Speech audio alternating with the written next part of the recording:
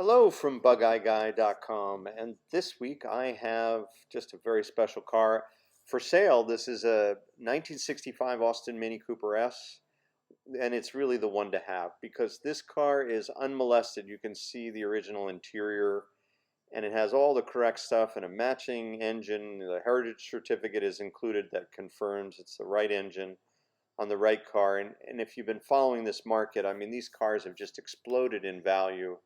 That badge on the back says it all with that extra S and an Austin Cooper S at that. And it's just, I love this thing. Twin tanks and a really clean interior. It has an added tachometer, which is delightful and certainly very period appropriate, but it has the 120 mile an hour speedometer of a Cooper S. All the stuff is there.